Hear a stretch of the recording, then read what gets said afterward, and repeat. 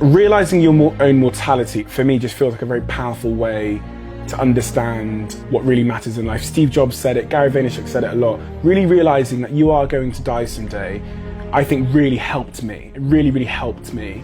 And I just can't understand why some people will settle into a life they absolutely hate, with a job they absolutely hate, doing some things they absolutely hate, and then die. It just feels like you never actually got to live. When I think about people that are doing jobs they absolutely hate and they've done them for a long period of time, they're getting nothing from those jobs, they're just doing it to pay the bills, whatever. It's absolute insanity to me. The thought of existing to exist. That's exactly what it is. Like, you're existing just to exist. You might as well not exist.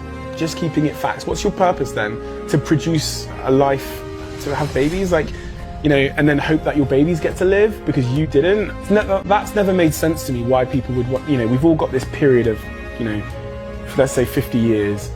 I just want it to be everything. I want it to be terrifying. I want it to be fun. I want to see everything and do everything and have every experience, because after that, we're all going to the same hole in the ground.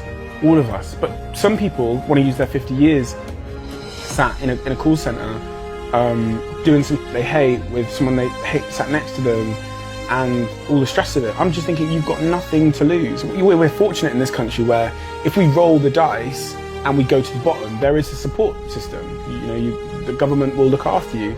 So people in this country and parts of the world where we have that support system, in your case, you're absolutely crazy. Being the most connected generation in the history of mankind has its upsides, but it also comes with real invisible problems. And we've grown up aspiring to be our idols. And that's dangerous. I mean, aspiring to achieve great things is fine, but aspiring to be our idols is dangerous. It's dangerous to want to be someone you're not. It's also not possible, but it's dangerous. And social media has glamorized the lives of a few, and we get to see their nice cars and their holidays and their wonderful lifestyle, and we want that. But we don't see the years and years of hustle, the pain, the sacrifice, the natural talent they had, the innate passion for their craft, the incredible details Steve Jobs saw the world in, or the unbelievable hardship that Richard Branson went through to get there. We don't see that. We just see the destination, and we want that. But most of us don't have and aren't willing to give what it takes to fulfill that journey, because it's not our journey, it's theirs. You're not passionate about typography or art or design, but you want to be Steve Jobs.